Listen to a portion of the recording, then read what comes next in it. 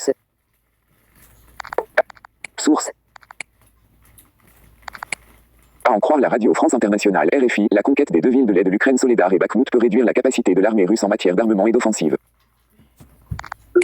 L'armée ukrainienne s'accrochait toujours ce jeudi 12 janvier à Soledar, malgré une situation difficile et des combats acharnés dans cette petite ville de l'est de l'Ukraine que les forces russes tentent inlassablement de conquérir pour pouvoir espérer renverser le cours de la guerre. Le prix d'une victoire à Soledar et à Bakhmout pourrait être exorbitant pour les forces russes et grever les possibilités d'une offensive d'hiver, indique la radio française.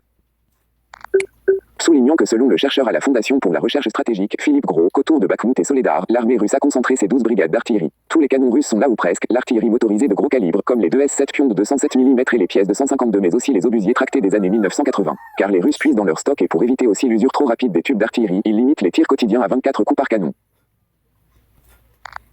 Un canon de 152, au-delà de 2000 coups, il faut le remplacer. Il n'est pas du tout évite que les Russes disposent de beaucoup de tubes de réserve, c'est une opération lourde à faire sur les arrières. Ils ont dès le début de la guerre déjà déstocké des centaines de canons tractés, ce qui veut dire que leur artillerie était déjà usée avant la guerre. Ils ont un problème d'usure qui devient absolument déterminant. C'est pour ça que je me demande bien avec quoi ils vont pouvoir équiper les forces qui sont censées repasser à l'offensive, avec quel matériel, quelle munitions, explique le chercheur.